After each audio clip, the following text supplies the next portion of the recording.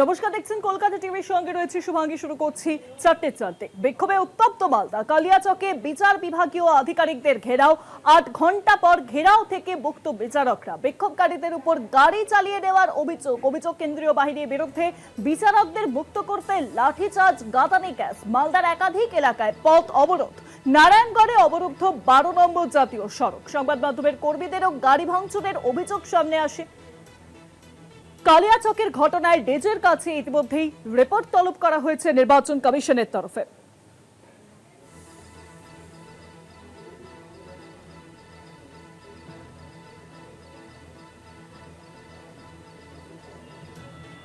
কালিয়াচকের ঘটনায় উত্তপ্ত পরিস্থিতি তৈরি হয়, ঘেরাও করা হয় বিচারকদের। কালিয়াচকের বিক্ষোভকে নিয়ে রাজ্যকে তীব্র ভৎসনা সুপ্রিম কোর্টের। মুখ্য সচিব ডিজি, জেলা শাসককে ইতিমধ্যেই করা হয়েছে শোকজ। মালদার ঘটনায় তজ্জায় তৃণমূল বিজেপি। 8 ঘন্টারও বেশি সময় আটকে ছিলেন 7 জন জুডিশিয়াল অফিসার। জুডিশিয়াল অফিসারদের ঘেরাও করে বিক্ষোভ। ভোটার তালিকা নিবিড় সংশোধনী প্রক্রিয়া, এসআইআর প্রক্রিয়া থেকে অবৈধভাবে নাম্বার দেওয়া হচ্ছে সংখ্যালঘুদের। এই অভিযোগকে সামনে রেখে একেবারে উত্তপ্ত পরিস্থিতি তৈরি হয় কালিয়াচকে। কালিয়াচকের ঘটনায় ডিজির কাছে ইতিমধ্যে রিপোর্ট তলব করা হয়েছে কমিশনের তরফে, কারণ 8 ঘন্টারও বেশি সময় ধরে জুডিশিয়াল অফিসারদের আটক করে রাখা হয়। 8 ঘন্টারও বেশি সময় ধরে 7 জন জুডিশিয়াল অফিসারকে আটক করে রাখা হয়। পরিস্থিতি সামাল দিতে ঘটনাস্থলে উপস্থিত হয় পুলিশ ও কেন্দ্রীয় বাহিনী। এসআইআর এর নাম বাদ একেবারে রণক্ষেত্র পরিস্থিতি তৈরি হয় এই ঘটনায়।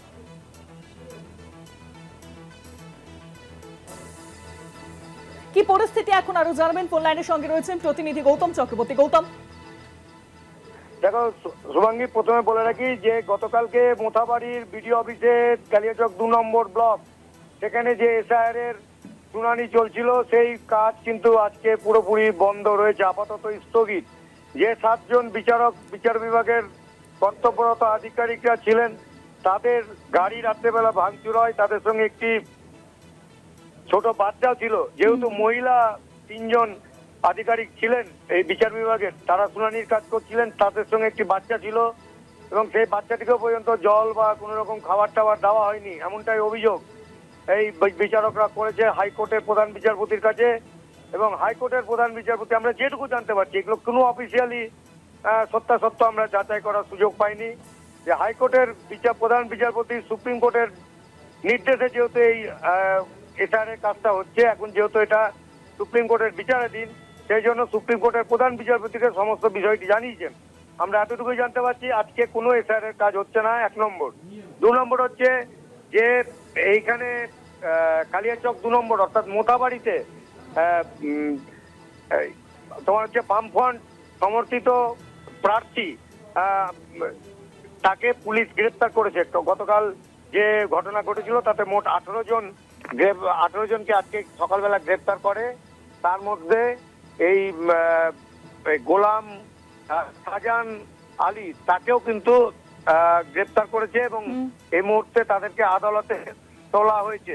পাশাপাশি আরেকটা ব্যাপার বলে রাখি, সেটা হচ্ছে যে কালিয়াচকের সুজাপুরে বাইপাস সংলগ্ন গোটা শহরে ঢোকার যে মেন 12 নম্বর জাতীয় সড়ক, সেখানে পুলিশের গাড়ি ভাঙচুর। পুলিশ সুপারের স্কোয়াডের ড্রাইভার, তার মাথা ফেটে যায়, তিনি আহত হন। সেখানে রাস্তায় আগুন জ্বালিয়ে আন্দোলন হচ্ছিল। কালিয়াচকের যদুপুরে সেখানেও বিক্ষোভ হয়। ফলে সব মিলিয়ে আজকে গোলমালদার নারায়ণপুরে সেখানেও প্রায় 70 থেকে 80 হাজার মানুষের নাম বাদ যায় এবং তারা বলে যে আগে ভোটার লিস্টে নাম, তারপরে ভোট। আর একটা কথা বলে রাখি শুভাঙ্গী, আজকে কিন্তু বিভিন্ন রাজনৈতিক দল বিভিন্ন ব্লক থেকে মিছিল করে তারা শহরে আসছে জেলা শাসকের অফিসে মনোনয়ন জমা দিবেন বলে। ফলে বাড়তি একটা সতর্কতা ছিলই, কিন্তু রাজনৈতিক মহলের লোকেদের কাছে একটা খবর ছিল যে এই যে ধরনের গন্ডগোল হচ্ছে, তারা প্রার্থীদের নিয়ে মিছিল নিয়ে শহরে আদৌ পৌঁছাতে পারবেন কিনা। কিন্তু বাড়তি কেন্দ্র মোতায়েন করার ফলে তারা সুষ্ঠুভাবে তারা মিছিল নিয়ে জেলা শাসকের অফিসে এসে নিজের মোবাইল যেমন মনোনয়ন জমা করে, যেমন তৃণমূলও করেছে, বিজেপিও করেছে, এইরকম বিভিন্ন গ্রাম থেকে আসছে, তারা আজকে জমা দিয়েছে। আর একটা ব্যাপার বলে রাখি যে এখানে যেহেতু ওই আইএসএফ এর যে প্রার্থী শাহজাহান আলী কাদরি, যাকে অ্যারেস্ট করেছে, তার সমর্থনে আজকে সিপিএম, ডিওএফআই, এসএফআই তারা মোথাবাড়িতে একটা মিছিল বার করে, কিন্তু চাপা উত্তেজনা রয়েছে মোথাবাড়িতে। যে কোনো মুহূর্তে আবার কোনো বড় ধরনের একটু অপ্রীতিকর ঘটনা ঘটলেও ঘটতে পারে, সেই জন্য কেন্দ্রীয় বাহিনী মোতায়েন থাকলো। আজকে কিন্তু হ্যাঁ, গৌতম। রাস্তাতে আমরা কোনো কেন্দ্রীয় বাহিনী দেখিনি, মিছিল হয়েছে, সবাই সজাগ আছে। এবং তৃণমূলের যে মোথাবাড়ির প্রার্থী সে কিন্তু বলেছে যে কেউ গুজব ছড়াবেন না, কোনো রকম অশান্তি করার চেষ্টা করবেন না। শুভাঙ্গী, তোমাদের সঙ্গে থাকো গৌতম। মোথাবাড়ির এই ঘটনায় ইতিমধ্যেই কিন্তু আজকে সমস্ত রকম এসআইআর এর কাজ বন্ধ রয়েছে, সেখানে এসআইআর এর নাম বাদ রণক্ষেত্র পরিস্থিতি তৈরি হয় কালিয়াচকে। জুডিশিয়াল অফিসারদের আধ ঘন্টারও বেশি সময় ধরে ঘেরাও করে একেবারে বিক্ষোভ। মালদার ঘটনায় তরজায় জড়িয়েছে তৃণমূল বিজেপি। কালিয়াচকের ঘটনায় ইতিমধ্যেই সুপ্রিম কোর্টও মুখ্য সচিব, ডিজি, জেলা শাসককে শোকজ।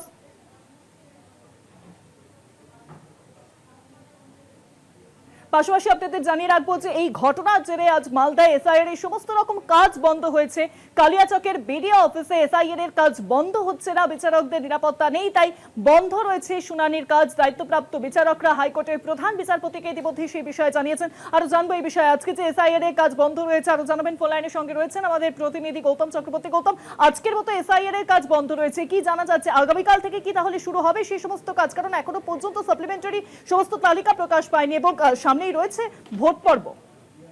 দেখো শুভাঙ্গী, প্রথমে তোমাকে বলে রাখি, এখানে বিবৃতি দেওয়ার মতো কোনো আধিকারিক কোনো জেলা পর্যায়ে কেউ কোন রকম এই বিষয়ে মুখ খুলছে না। এই যে আইএসএফ এর প্রার্থীকে যে গ্রেপ্তার করা হয়েছে সে বিষয়ে কিন্তু কিছু জানাচ্ছে না, কোন রকম খালি কেউ ফোনই তো ধরছে না। যতটুকু খবর ব্যক্তিগত সোর্স নিজস্ব পরিচিতি দিয়ে লোকজনকে ধরে খবর করা সম্ভব হচ্ছে, কারণ তাদের সবার একটাই কথা যে নির্বাচন আচরণ বিধি চলছে, সুতরাং সংবাদ মাধ্যমের কাছে কোন রকম মুখ খোলা যাবে না। আদৌ তাদের কাছে কোনো খবর আছে কি নাই সেটাও তারা এই নির্বাচন কমিশনের দোহাই দিয়ে পার পেয়ে যাচ্ছে। জেলা শাসকের অফিসে কোনো আধিকারিকের কোনো ফোন কাজ করছে না, কোনো অবজারভারদেরকে পাওয়া যাচ্ছে না, অবজারভাররা কোথায় আছে সেটাও জানা যাচ্ছে না। ফলে সাংবাদিকরা চরম অসুবিধার মধ্যে পড়েছে। গতকাল সাংবাদিকদেরকে পেটানো হয়েছে কালিয়াচকে, সুজাপুরে, আবার মোথাবাড়িতেও গাড়ি ভাঙচুর করা হয়।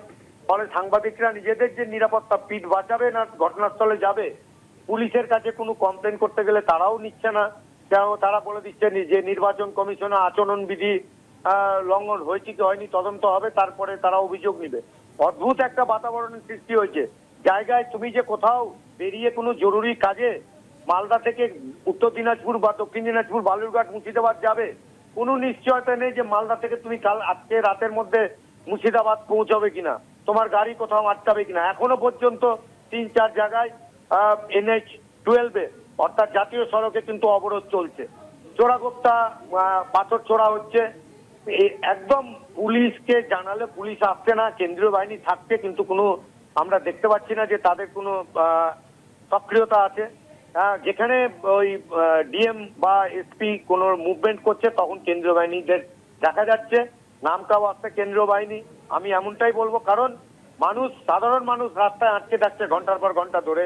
কালকে 12 ঘন্টা একটা জাতীয় সড়ক, একটা লাইফ লাইন, গোটা শহরের গোটা জেলার একটা মূল রাস্তা, সেইটা 12 ঘন্টা ধরে কোনো সভ্য সমাজে বন্ধ হয়ে থাকে। এই বিক্ষোভকারীদের আচরণের জন্য পুলিশ সেখানে কোনো ব্যবস্থা নেয়নি। মানুষজন খুব ক্ষুব্ধ। আজকে মুখ্যমন্ত্রী নিজেও কালিয়াচকের তিনি সভা করছেন। ফলে পুলিশের তো আলাদা একটা নিরাপত্তা দেওয়া উচিত যে এইরকম জায়গায় মুখ্যমন্ত্রী আসছেন তার আগে, কিন্তু আমরা সেটা দেখছি না যে পুলিশ কি কাজ করছে। এখন যেহেতু পুলিশ নির্বাচন কমিশনের আওতায়, সমস্ত আধিকারিকদের, থানার ওসিদের, আইসিদের বদলি করে দেওয়া হয়েছে, পুলিশ সুপারকে মাত্র 3 মাসের মধ্যে বদলি করে দেওয়া হয়েছে। কোন পুলিশ প্রশাসন, অবাক হয়ে যাচ্ছি যে একটা ছোটখাটো অবরোধ এখানে তাদেরকে সরাতে গেলে ঘন্টার পর ঘন্টা সময় লেগে যাচ্ছে। কি এমন কাজ করছে পুলিশ বা এই কেন্দ্রীয় বাহিনী, তারা কোথায় আছে কোনো নজরে পড়ছে না। আজকে যেমন এই যে মিছিল হচ্ছিল মোথাবাড়িতে, আইএসএফ এর ক্যান্ডিডেটকে গ্রেপ্তার করা হয়েছে, তার প্রতিবাদে শান্তিপূর্ণ আন্দোলনে পুলিশ কেন লাঠি চালালো, তার প্রতিবাদে সিপিএম মিছিল করছিল, তখনও কিন্তু আমরা দেখলাম না যে কোন রকম পুলিশি ব্যবস্থা বা কেন্দ্রীয় বাহিনী সেই মিছিলের সামনে স্পট করছে। কারণ করা উচিত, কালকে গভীর রাত পর্যন্ত যেভাবে ওইখানে একটা পরিস্থিতি তৈরি হয়েছিল। তবে একটা কথা শুভাঙ্গী বলে রাখি, একজন হাইকোর্টের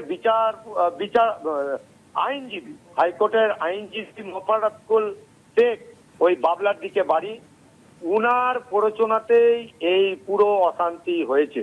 এবং এটা তৃণমূলেরও যিনি প্রার্থী তিনি বলছেন ওখানে আমরা শান্তিপূর্ণভাবে লোকজনকে বসিয়েছিলাম, কিন্তু ওই আইনজীবী গাড়ির মাথার পরে উঠে উস্কানিমূলক বক্তব্য রাখে, তারপরে মানুষজন খেপে যায়। এবং তাকে আমরা যেটুকু জানতে পারছি যে উনি হচ্ছেন গন্ডগোলের মূল সূত্রপাত। সেখান থেকে তাকে পুলিশ খোঁজ করছে, তাকে গ্রেপ্তার করবে কিনা জানি না, বা পুলিশ জিজ্ঞাসাবাদও করতে পারে, যেহেতু এটা এখন নির্বাচনে আচরণ বিধির মধ্যেই পড়ছে। পুলিশ অবজারভাররা ওই মোথাবাড়িতে আছেন, তাকে যদি জিজ্ঞাসাবাদ করে যে কেন তিনি ওই গাড়ির পরে উঠে ওইরকম উত্তেজনাপূর্ণ বক্তব্য রাখলেন। পাশাপাশি এসপি স্কট ভ্যানের ড্রাইভারের মাথা ফেটেছে, তার গাড়ির কাঁচ ভেঙেছে, সুজাপুরে অবরোধ হয়েছে, নারায়ণপুরে অবরোধ হয়েছে, গোটা জেলা জুড়ে। এই যে নির্বাচন কমিশন বারবার বলছে যে আমাদের কেন্দ্রীয় বাহিনী পৌঁছে গেছে জেলায় জেলায়, মোগল রুটমার্চ করছে, এলাকা ডমিনেটিং হচ্ছে, বিভিন্ন থানাতে কেন্দ্রীয় বাহিনী পাঠিয়ে দেওয়া হয়েছে পর্যাপ্ত পরিমাণে। কিন্তু যদি এটা হয় তো তাহলে কোথায় গেল এই যে দফায় দফায় অবরোধ বিক্ষোভ? যে জেলাতে মুখ্যমন্ত্রী রয়েছেন সেখানে রাস্তাঘাট বন্ধ, মানুষজন পৌঁছাতে পারছে না, তাহলে কিসের পুলিশ আর কিসের কেন্দ্রীয় বাহিনী? মানুষ এমনটাই কথা বলছে।